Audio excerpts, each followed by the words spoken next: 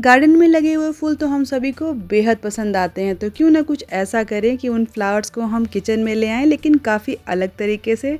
तो ये देखिए मैंने बनाए हैं कुछ स्नैक्स काफ़ी इंटरेस्टिंग वे में, तो आप भी इसे देख सकते हैं, क्रिस्पी करारे स्नैक्स। तो चलिए देख लेते हैं कि कैसे फटाफट हम ये इंटरेस्टिंग से स्नैक्स बनाकर तैयार कर सकते हैं। तो यहाँ पर मैंने लिया है मैदा। मैंने 3 कटोरी के करीब मैदा लिया है। कोई भी ऐसा मेजरिंग कप या कटोरी माप कर रखें, उसी के हिसाब से बाकी चीज़ें आप डालें। तो मैदे के बाद मैंने यहाँ पर अजवाइन को डाल लिया है। उसके बाद मैं यहाँ पर ऐड कर रही हूँ नमक। नमक आप अपने टेस्ट के अकॉर्डिंग ऐड कर सकते हैं। सभी चीज़ों को डालने के बाद हमें अच्छी तरह से मिला लेना है। ये काफ़ी ईजी सी डिश है, बहुत ही फटाफट से बनकर तैयार हो जाती है, लेकिन बहुत ही यूनिक और बहुत ही ख़ास नज़र आती है। तो यहाँ पर मैंने लिया है रिफ़ाइंड ऑयल। रिफ़ाइंड ऑयल को भी वैसे ही मेजर करना है जैसे हमने मैदे को किया था, यानी कि सेम कटोरी या फिर कप से। तो देखिए यहाँ पर मैंने 1 कप के करीब रिफ़ाइंड ऑयल को लिया है। यहाँ पर मैं इस तरह के मेजरमेंट बताऊँगी ना, जिससे आपका जो खस्तापन है ना, वो बिल्कुल भी डिस्टर्ब नहीं होगा। क्योंकि जिसे अंदाज़ होता है वो तो अंदाज़ से डाल लेता है, लेकिन जिसे अंदाज़ नहीं होता ना, उसका जो मेजरमेंट कभी कभी गड़बड़ हो जाता है। तो यहाँ पर 3 कटोरी मैदे में लगभग 1 कटोरी के करीब हमारे रिफ़ाइंड गया है। उसे अच्छी तरह से मिक्स कर लेंगे और आप देख सकते हैं ना, जब ये इस तरह से बनने लगे तो हमें पता चल जाता है कि जो हमारा खस्ता पैन है ना, वो बहुत अच्छी तरह से सेट हो गया है। तो यहाँ पर अब मैंने लिया है पानी। पानी को भी हमें अंदाज से ही लेना है। पानी को धीरे धीरे डालते हुए हमें सख्त सा आटा गूंद लेना है।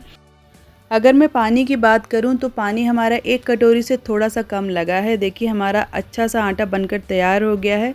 आटा काफ़ी सख्त ही हमें रखना है, क्योंकि अगर आटा हमारा नरम मारेंगे ना हम, तो हमारी जो डिश है ना, वो अच्छी तरह से बनकर तैयार नहीं होगी। तो इस तैयार आटे को मैं बस आधे घंटे के लिए रख दूँगी रेस्ट देने के लिए। रेस्ट देने से ना हमारी कोई भी डिश काफ़ी अच्छी सी बनकर तैयार होती है। तो ये देखिए अब मैंने अपने आटे को निकाल लिया है। अब हमारा जो आटा है ना, बिल्कुल रेडी है आगे के प्रोसेस के लिए। तो इसे हम वापस से एक बार से मिक्स कर लेंगे कुछ इस तरह से, और इसकी ना अलग अलग सी छोटी छोटी लोइयाँ निकाल लेंगे। ये देखिए यहाँ पर मैंने 2 लोइयाँ निकाल ली हैं। इन्हें हमें अच्छी तरह से स्मूथ कर लेना है। तो देखिए यहाँ पर हम इसे स्मूथ कर लेते हैं। स्मूथ करने के बाद ना इसे हमें बेल लेना है। बिल्कुल पतला पतला हमें बेलना है। पतला मतलब जैसे रोटी के लिए बेलते हैं ना, एग्जैक्टली हमें उतना ही बेल लेना है।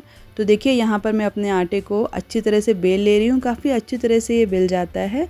तो ये देखिए इतनी ही इसकी मोटाई रखनी है। अब हमें करना क्या है ना, जो सूखा आटा या मैदा जो भी आप लेना चाहें ना, उसको इस तरह से स्प्रिंकल कर देंगे। और उसके बाद ना हम अपने लोई के जो आटे को ना इस तरह से फ़ोल्ड कर देंगे।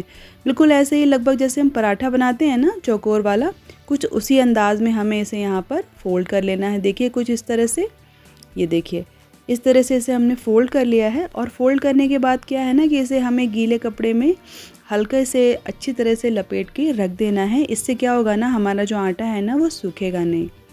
तो देखिए यहाँ पर मैंने इसे रख दिया है बस 10 मिनट के लिए। उसके बाद हम आगे के प्रोसेस को कर लेंगे। देखिए एक और मैं इस तरह से आपको बनाकर दिखा रही हूँ। तो ये देखिए इस तरह से हमारे 2 फोल्ड बनकर हो गए हैं तैयार। अब हमें करना क्या है कि इसे वापस से बेल लेना है अच्छी तरह से, और वापस से हम इसे रोटी जितना जितना हम पतला बेलते हैं ना, उतना ही हमें बेल लेना है। तो देखिए मैं दिखाती हूँ आपको, इतनी ही मोटाई लगभग हमें रखनी है। बहुत ज़्यादा पतला नहीं बेलना है, लेकिन मोटा भी नहीं बेलना है, कुछ ऐसा ही। तो उसके बाद या आप कोई कटोरी या कोई गिलास या कोई कटर अगर आपके पास हो, तो कुछ इस तरह का आप ले लीजिए। थोड़े से बड़ा साइज़ का होगा ना तो अच्छा होगा। तो देखिए इस तरह से हम यहाँ अब इसे कट कर लेते हैं।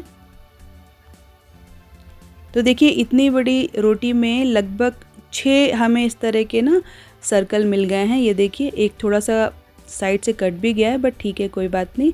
तो इस तरह के 6 हमें शेप मिल जाएंगे। अब हमें करना क्या है कि इसे लेना है एक को, और उसके बीच में हम वापस से स्प्रिंकल करेंगे थोड़ा सा आटा या मैदा, और इसे पलट के ना इस तरह से देखिए सेट कर देंगे। मैं आपको एक और दिखाती हूँ। देखिए इस तरह से मैंने यहाँ पर मैदा डाल दिया और इसे पलट कर यूँ कुछ इस तरह से रख देंगे। तो इस तरह से करके ना हमारे पास 3 पेयर तैयार हो जाएंगे इन पतली पतले सर्कल्स के। ध्यान रखना है कि हमें ना इसके बीच में आटा या फिर मैदा ज़रूर से लगाना है।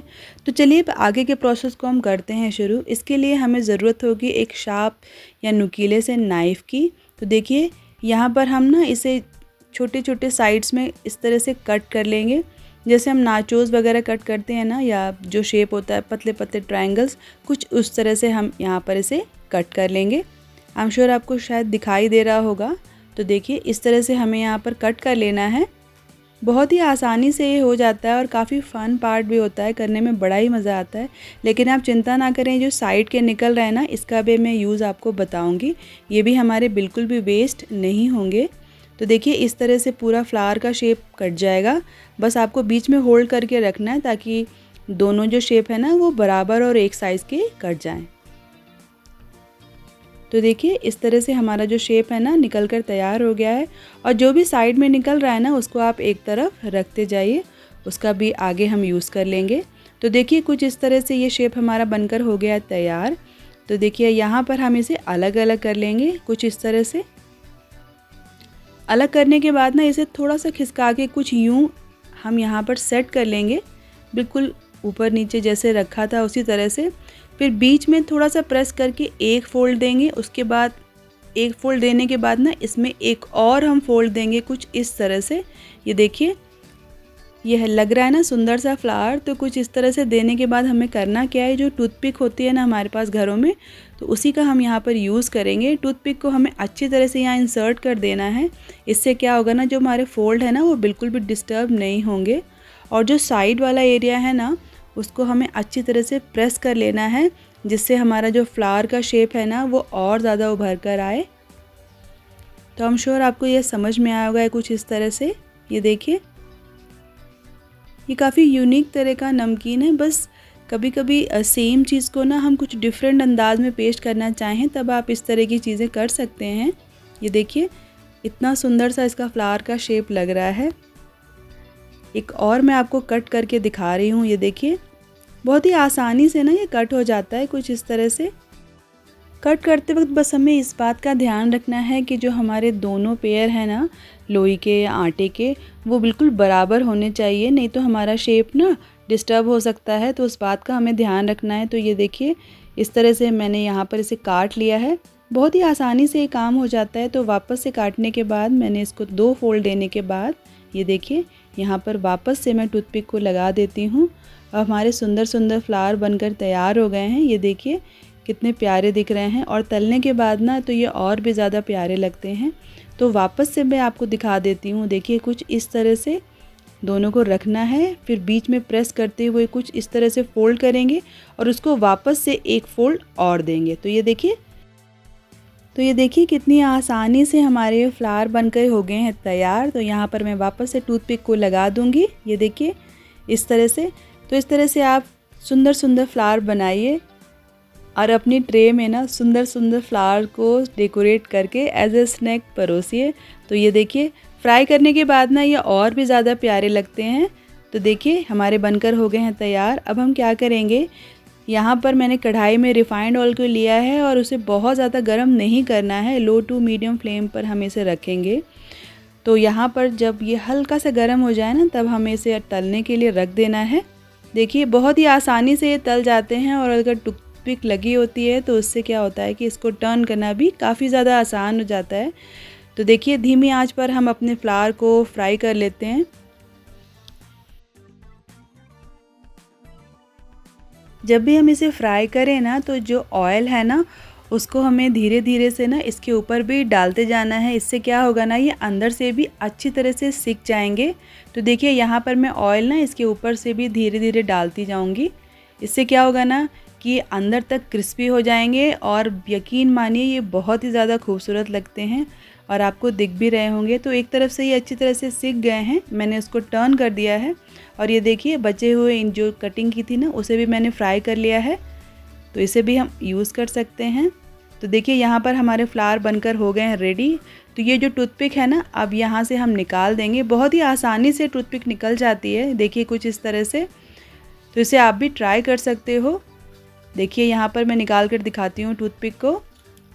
बहुत ही आसानी से ये टूथपिक देखिए इस तरह से खींचने से निकल जाती है पकने के बाद, और इसे हम वापस से इस फ्लावर को बनाने में यूज़ कर सकते हैं। तो चलिए हमारे ब्यूटीफुल से फ्लावर बनकर हो गए तैयार। आपको कैसे लग रहे हैं प्लीज़ मुझे बताइएगा ज़रूर।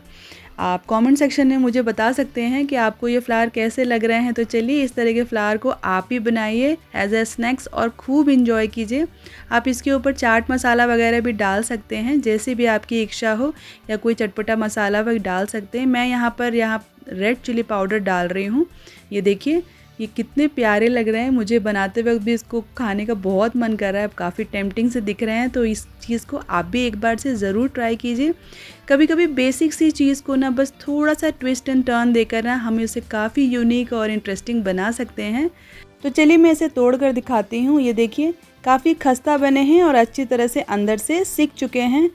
तो चलिए ये सुंदर सुंदर फ्लावर आपके भी घर में स्पेशली किचन में आने का वेट कर रहे हैं, तो इन्हें अपने किचन में लाइए, एक बार ट्राई ज़रूर कीजिए। और अगर आपको ये रेसिपी पसंद आई या ये सुंदर सुंदर फ्लावर्स पसंद आए तो उसके लिए मेरे चैनल को आप सब्सक्राइब कीजिए। वीडियो अच्छा लगे तो प्लीज़ लाइक ज़रूर कीजिए, साथ ही साथ बेल आइकन को भी हिट कीजिए, जिससे आपको मेरे वीडियोज़ की नोटिफिकेशन मिल पाएँ। तब तक अपना रखिए खास ध्यान। Bye bye.